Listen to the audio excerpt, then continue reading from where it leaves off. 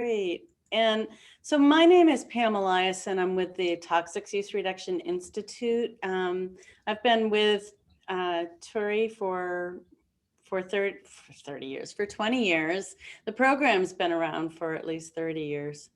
And so I wanted to kind of give you a quick overview of the program in case anyone who's joining us is not familiar with us.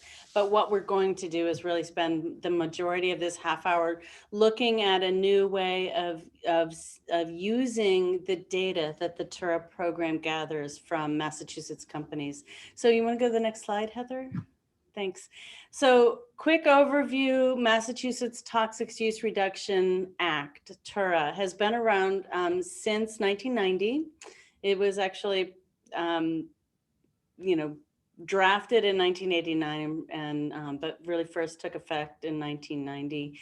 It is really designed to help companies reduce their use of toxic chemicals and reduce the amount of hazardous waste that is generated as part of their use of toxic chemicals. And the goal of keeping companies competitive was very much written into the work that was done. Companies in Massachusetts who are large quantity users of toxic chemicals have to report not only on their emissions of toxics every year, which is what any large quantity user across the country has to do, but in Massachusetts, they also need to report on their use of those toxic chemicals. And that provides really valuable data. And it's that use reporting data that Heather is going to give us some insights into, and that we hope that you all can share with your constituents as a way of better understanding what chemicals are being used in their communities. So the companies not only do the use reporting annually, but every other year they have to go through a process of evaluating whether or not there are opportunities to reduce their use of toxic chemicals. And that toxic use reduction planning is sort of the hallmark of the program, and it is what has really helped companies to succeed in moving away from their use of toxic chemicals. They also pay an annual fee based on the number of employees they have who are potentially exposed to toxic chemicals and the number of toxic chemicals that they use. Next slide, please.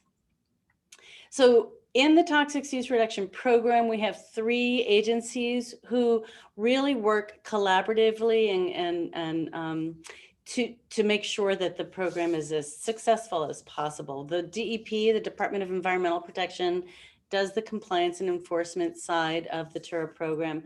The Office of Technical Assistance is a really terrific resource for companies. If they provide confidential technical assistance with both toxic use reduction and resource conservation opportunities that companies may want to explore or challenges that they may be facing. So this is a small group of engineers and scientists who are really focused on on-site, or these days virtual, confidential technical assistance, a really terrific resource for companies. And then the Massachusetts Toxic Use Reduction Institute, that's who I represent. Heather Tenney will be speaking to you, and we also have Liz Harriman on the line, probably some more from TURA. TURA is really focused on, providing a broad range of activities to help companies succeed in toxic use reduction planning. So we do training, we provide grants, we do a lot of research, we do a lot of work on policy analysis. So the Institute is really key to working with companies to help them to succeed. And you can see here we have some links to newsletters that if you don't already receive, we strongly recommend that you get them. And we will be sharing these slides. There's not many slides here, but just so you know. So I want to go ahead and introduce the concept of what we do in toxic use reduction. It's really focused not on preventing pollution from getting from the facility and into the environment. It's about moving upstream and finding ways to reduce the use of toxic chemicals at the source. And by doing that, it's a much more efficient way of reducing the hazard both in the workplace and in the community. It focuses, our program really focuses on the inherent hazard associated with the chemicals. So we know that risk also takes into account exposure, but controlling a worker's exposure or the community or the environment's exposure to a toxic chemical relies on things that can fail. If we focus on the hazard of the chemical, the inherent hazard of the chemical, and reduce that by finding a safer alternative, we're going to be far more successful in protecting our communities and our workers. So we just, planners who do this work really try to identify a whole suite of opportunities, determine whether or not those opportunities make sense for the company, and then companies implement. The implementation of a toxic use reduction opportunity is entirely voluntary. So it's when a company sees great value in doing that they do it, and they do find wonderful opportunities to implement. So I would like to just kind of, with that very broad overview of the program, I would love to introduce Heather Tenney, who's going to talk more about the data and show you our new data resource. So next slide.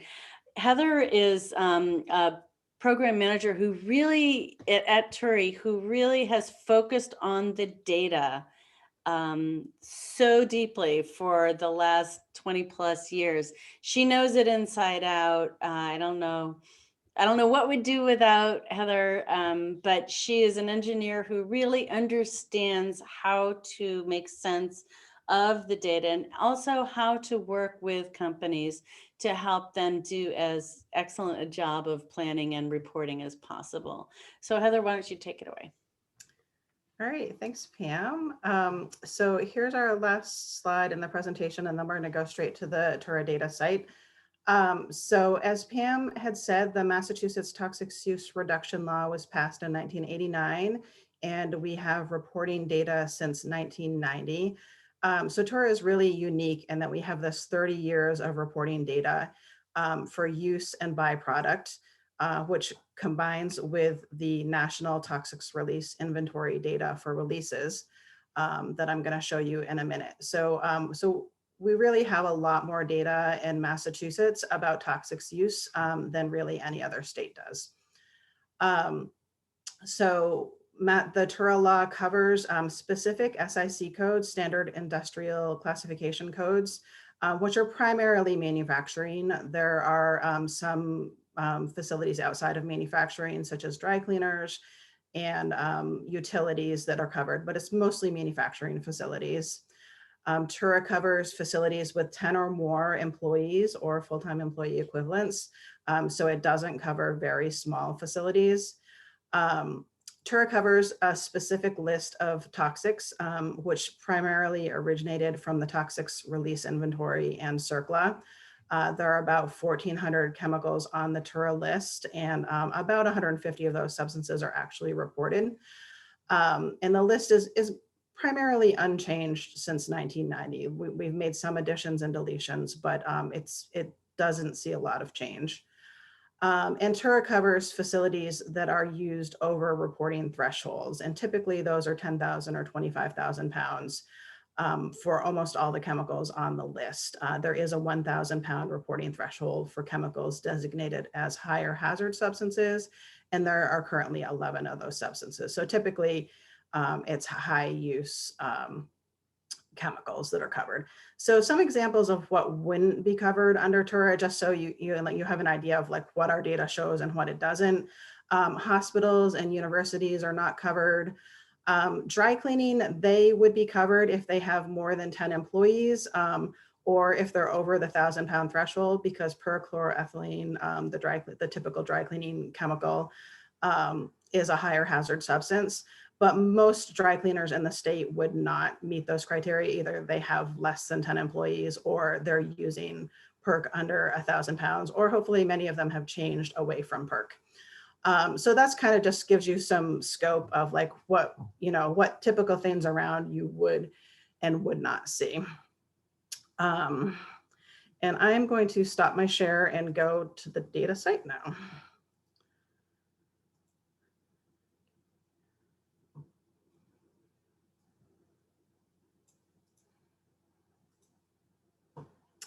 So here we are at the TURA Data site, and this is fairly new. We did have an older site, but this is fairly new this fall, and it really gives the average user a lot of capabilities to see the data, to query it in different ways, and to visualize it pretty easily. So here on the homepage, there are several graphs and pie charts that are helpful. So this first chart on the left-hand side, I'm going to pop it out, and that is showing you the total use by year. And again, this data goes all the way back to 1990, and we can see the reporting information to then. TURA breaks down usage into manufactured, processed, and otherwise used. That's kind of like more detail than we really need to think about today. But this shows the use of toxics reported under TURA back to 1990. Our next chart is byproduct. And that's, you can think of that as essentially any waste from the production facility as kind of like an overall general way to look at it. And this is byproduct by year. And one thing that TURA really focuses on is reducing waste, because waste, is bad for the, it can be bad for the environment if it's not handled properly. And B, it's wasted money at the facility. And we really have a focus on helping our facilities be as productive and cost competitive as possible. So part of the tenets of TURA is using the materials that you need to use most efficiently, and also looking at the least toxic materials that would accomplish the goal that you're trying to accomplish at the facility. So those top two charts that I just saw, those are TURA specific information. And this next chart that I'm going to show you is release information. And this information comes from the toxic release inventory. And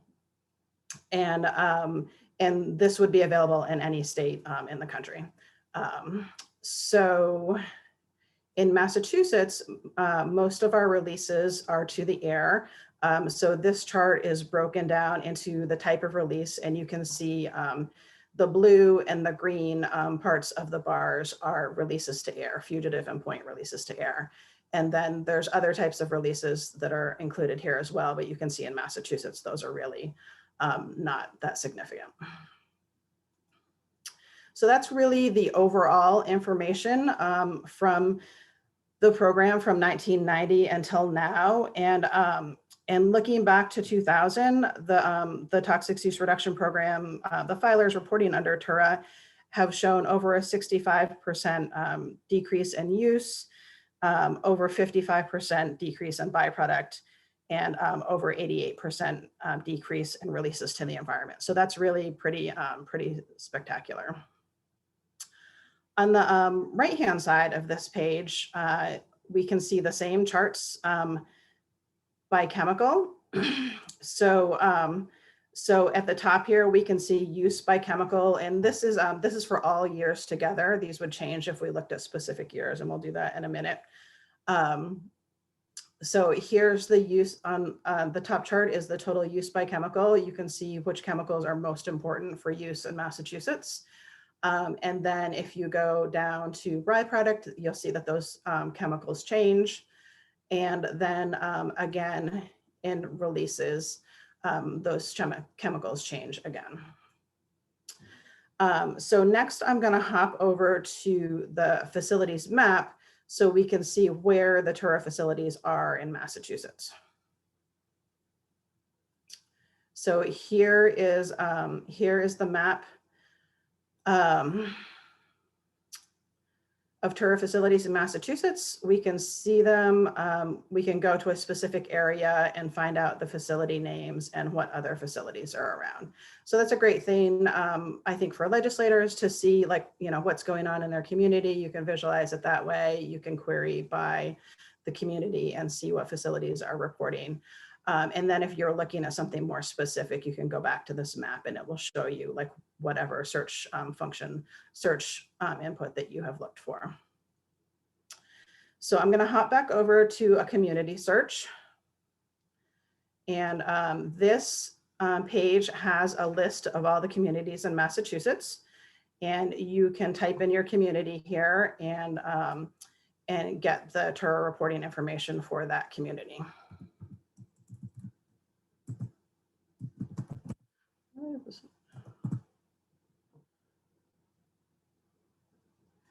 Sorry, I'm just going to refresh here.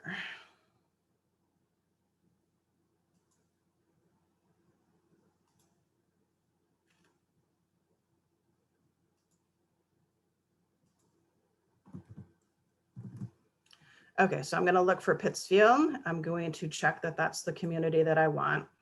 And now that I've typed in Pittsfield and checked it, it shows up here. So anywhere, any other tab that I click on this site right now is going to show me information specific to Pittsfield. So we see the community Pittsfield, and we see the reporting information for every reporting year. It's the most recent reporting year going back to the least recent. And if we pop this out, we could see further back than 2010. We can click on the plus sign here to see what are the facilities that are reporting in that community. So we see in 2018 that only some of the facilities that have historically reported are still reporting. And then we can also click on the plus sign again and find out what chemicals are reported in that at that facility in the community. We can do that for all of them. So we can see at a glance all the chemicals reported in the community of Pittsfield. And then if we go over to the facility search tab, remember I said that Pittsfield is going to stay with us because I've chosen it. We can go over and we can see a graph of that information. So unfortunately, there's a lot of information on this graph, so you can't see it all at once. But I'm gonna move you guys a little bit. But you can click through and see from 1990 to 2000, the reporting quantities in Pittsfield. The blue bar is use, the yellow bar is byproduct, and the red bar is releases. So you can see that community at a glance. And this little arrow here allows you to download that information. I'm not going to do that today, but that does allow you to do that. So I'm going to X out Pittsfield. So we're back away from that now. And now I'm still over on that facility search page. So, so here I'm going to try looking for a specific facility. So I'm going to look for analog devices, and I think I want this one. I'm going to check it. So here's analog devices. Again, the data is set up in the same way. It shows the most recent reporting year back to the least recent, all the way back to 1990. Again, we can click this plus sign and find out what chemicals are reported there. And we can see the graph of their chemical use down here at the bottom.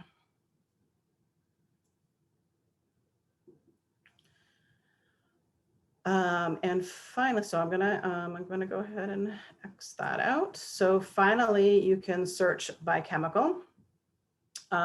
This pie chart is currently showing the facilities that use the most chemicals over all reporting years. And we could type in a chemical that we're interested in and find out a lot of information about that. So I'm going to type in antimony compounds. I know that those were important as part of the flame retardant bill that just passed. So if you guys are working on a piece of legislation and it relates to chemicals, you can come over here and you can see what facilities are reporting those chemicals in Massachusetts and have a little bit more detail about the background for the project that you're working on. So this pie chart is showing the facilities that have used antimony compounds over the entire reporting time, so all the way back to 1990. If we wanted to say, okay, well, we only care about who's using them now, we can put in the reporting year 2018. So now we've got antimony compounds for the reporting year 2018 and what facilities are using those. And what facilities have the biggest piece of the pie. We can also click on these other tabs and find out what communities those facilities are in. And we can also, at this data detail tab, get a lot more data about which facilities are using them, how much they're using, how much is released to the environment, and what types of industry, what type of industry it is. In this last column, the SIC code description tells a little bit more about what type of industry is using them. So that's pretty much all that I want to show you today. We had the goal of trying to get this data into as many people's hands as possible so that people in a community can know what's going on in their community. Knowledge is always power, and it's great to know what's going on in your community. The facilities that file under TURA, as Pam said, do toxic use reduction plans every 2 years to assess their use, to look for chemicals that are less toxic, to use their materials more efficiently. So we look at this data as a positive thing, and the companies that we work with as positive players in the environment.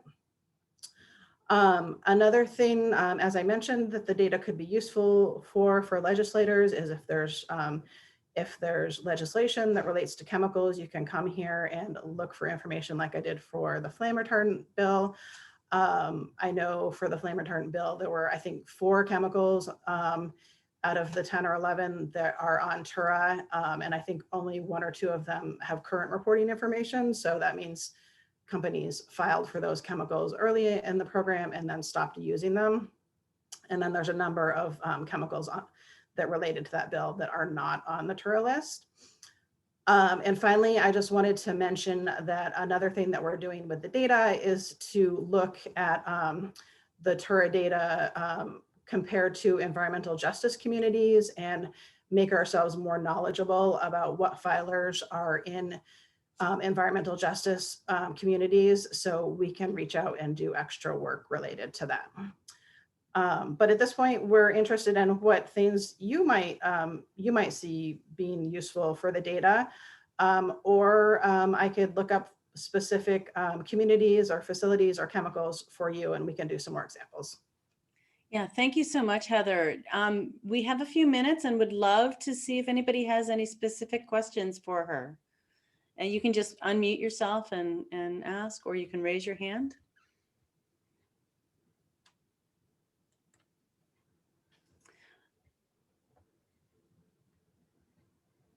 I would love to encourage you all to take a look at the data site. As Heather said, I think there's a number of different ways that you can use it to better understand what chemicals are being used in the communities you represent, who is in those communities. I'm sure you all, of course, already know that, but you can get more insight into what they're using and what their historical use of toxic chemicals has been.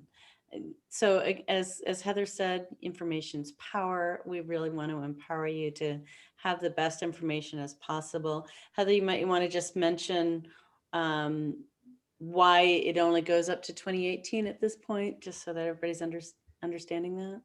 Sure. I mean, it's pretty similar to taxes in that for a reporting year, the information is reported in July of the following year. So there's already a lag for that. And then we quality control our data.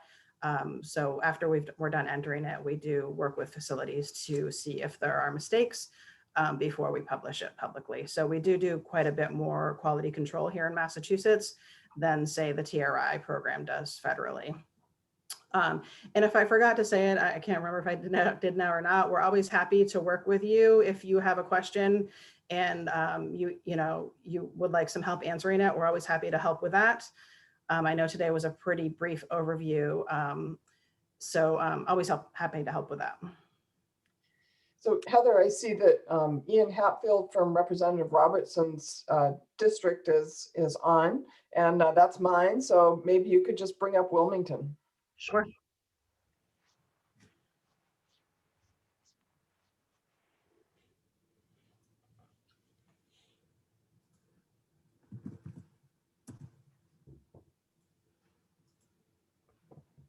So here we are with Wilmington, and I'm going to hit the plus here so we can see all the facilities in Wilmington. And it looks like there's a lot that are not currently filing in 2018, but still a lot that are. And like I said before, for any one of these, we can click on the plus side and see what chemicals that facility is reporting. And we can just scroll down and continue to do that. And I'll try not to do too much scrolling for you guys. So if we clicked over at the facilities map, we would see that we're just hanging out here in Wilmington right now for those facilities. And then if we click over to the facility search, we can see the trend in Wilmington since the beginning of reporting under TURA. So here's 1990, click through the years till we get to 2018. Hasn't really changed much in Wilmington. We have a pretty solid industrial base in Wilmington. Mhm, mhm. Yeah, So- and I should stress that there's so much that goes on behind this data. So as you saw in that first table, there's definitely a lot of facilities that were in Wilmington reporting earlier on that are no longer reporting. So even though the numbers maybe look fairly stable, there's just a lot that goes on beyond that. If you're going to do too much with the data, that is worth trying to figure out. Great, thank you so much. So not seeing other questions, I think that we can just say thank you. And again, as Heather said, please do feel free to reach out to us. Heather, I guess we don't have, do we have your contact information on the last slide? We do, it's in the slideshow. I won't take the time to go back to the slideshow, but it will be attached when you send it back. Right. And one last thing that I should stress, I know I mentioned earlier that the chemical list hasn't changed a lot since 1990, is emerging substances such as PFAS are not currently on the TURA list, although there is an effort to add them to TURA. And I think there was a previous Yes. legislative briefing on that. Right. So this is recorded. We will be putting it on our website. We'll share it with you all. We will have other materials that we might want to direct you to, but please feel free to reach out to TURA at any point if you have any questions about the work we do or the work that you're doing that we might